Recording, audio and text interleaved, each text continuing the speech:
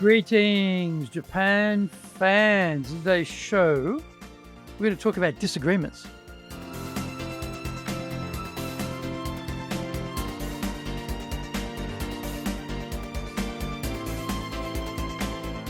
Baishu, arigatou gozaimasu.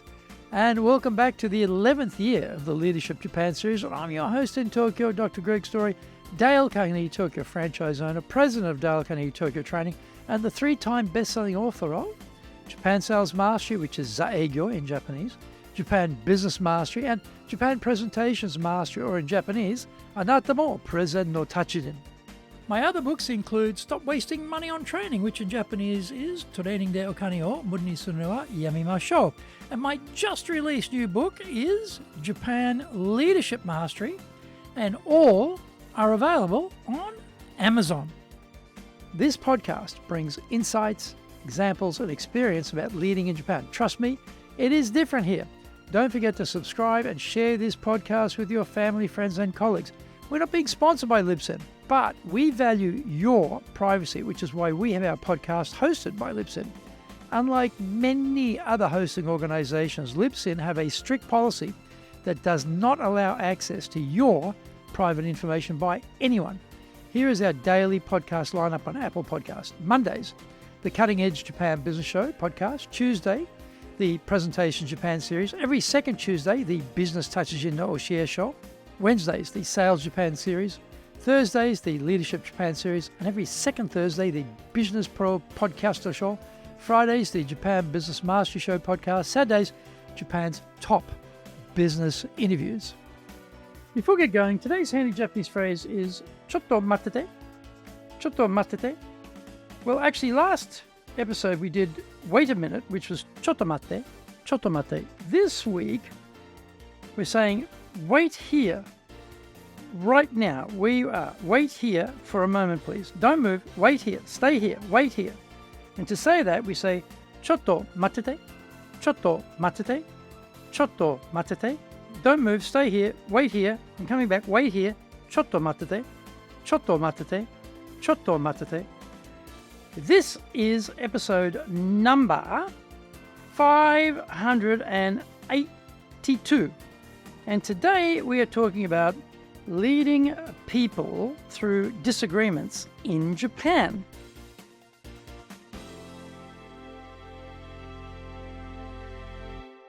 Recently, I was teaching a class of APAC executives on how to deal with pushback to their ideas. Some of the group were senior legal counsels, and they often had to say no to their salespeople. Being a salesperson myself, being told no comes with the turf, and is absolutely no deterrent or scary in the least. Actually, we are getting no most of the time. We are tough and have learned to not give up and to keep pushing until we get to a yes. These executives spoke about how hard it was to get the other side to accept their advice or point of view. This makes a lot of sense. Think back to varsity days. Was there a course, or even a fragment of a course, where you were taught how to have an argument with someone to get them to agree? Academic debating is a different game because these are arbitrated intellectual pillow fights. The rules within a company situation are entirely different. It's the same with company education content we receive, and usually we are not trained for these very practical needs. Here are some key steps to be successful when hitting resistance and disagreement in battles for ideas, policy, direction, or decisions. Number 1, really listen to what the other side are actually saying. We often think we are listening, but when we hear the word no, it looms so large in our mind that we become consumed constructing delivery of our counter message. In fact, we are no longer fully listening to what is being said. Often people will make a statement, we hear it, and we don't like it. They then follow up with their reasoning. This is fine, but if we have stopped listening after hearing that bit we don't like, we can't fully appreciate their rationale or reasoning.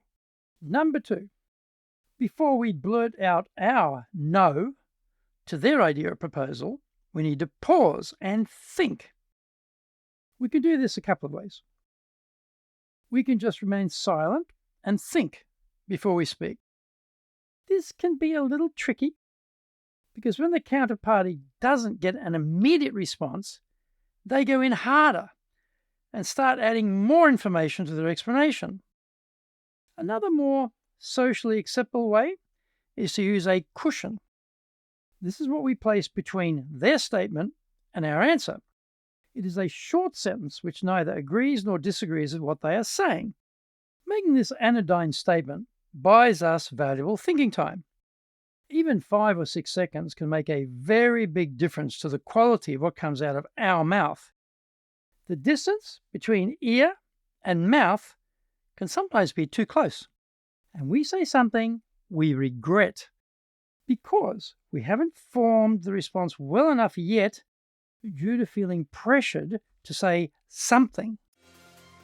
Find out more when we come back from the break.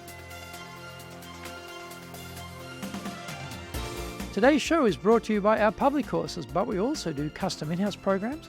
We do them in Japanese and we do them in English. We do them in our super safe classroom. We do them live online. The show today is being brought to you by, on the 5th of December, we're doing our 3-day Dale Carnegie course. Also, on the 5th and 6th of December, we're doing a high-impact presentations class in English, and I'll be teaching that one. Our website is www.dale-carnegie.co.jp. So that's www.dale-carnegie, carnegie.co.jp. You can email me at greg.story@dalecarnegie.com. So that's greg.story, STORY, at dalecarnegie.com. If you like learning by watching videos, then we have over 2,300 there for you at Tokyo, Japan, Dale Carnegie TV on YouTube. We release 3 shows every week on YouTube. The Cutting Edge Japan Business Show, that's the premier business show in Japan, every Monday, Tokyo time. Fridays, we have the Japan Business Mastery Show, and on Saturdays, we release Japan's top business interviews, where I interview leaders from SMEs right up to the corporate captains of industry on one topic, leading in Japan. Now, every second Thursday, we release the Business Pro Television Show. Don't forget to grab my business best-selling books on Japan on Amazon. Japan Sales Mastery, which is Saegyo in Japanese, Japan Business Mastery, and Japan Presentations Mastery, or in Japanese, Anata mo Presen no Tachijin. My other books include Stop Wasting Money on Training, which in Japanese is Training de Okane o Muda ni suru wa yamemashou, and my just released new book is Japan Leadership Mastery, and all are available on Amazon.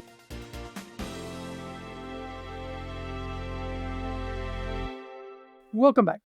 Number 3, we can use this thinking time to have a super brief conversation with ourselves about the topic. We ask ourselves 2 questions. What do I believe? And why do I believe it? There is usually some experience we've had or something we've read or heard or seen, which has formed the basis for our opinion on the topic. What was it? We need to start with going back to tell this story about why we have an opinion on this topic. That return to the origins of our core belief is gold.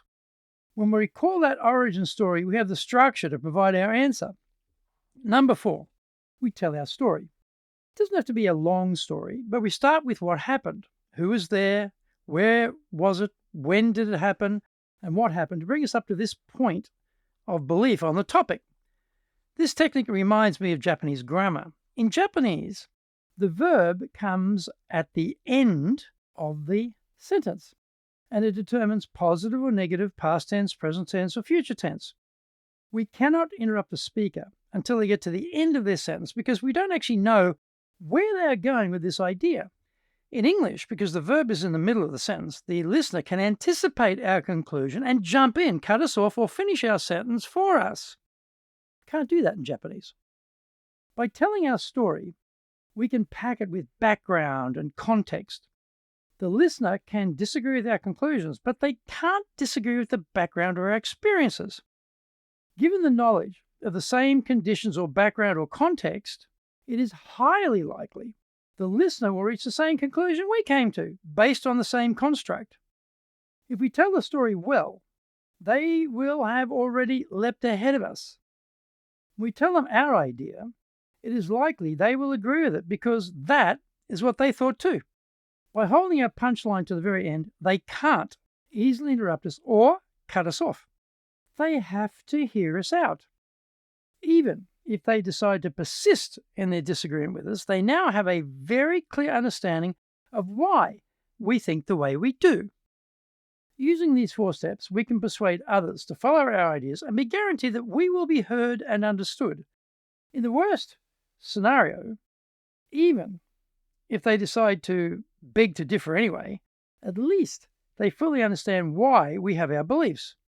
There is no requirement for arguing or duking it out, and we can have a civil discussion without elevated emotions. We can agree to disagree and maintain our relationship. Thank you for joining the Leadership Japan series. If you found the program useful, then tell your family, friends, and colleagues. Don't forget to subscribe and share this podcast.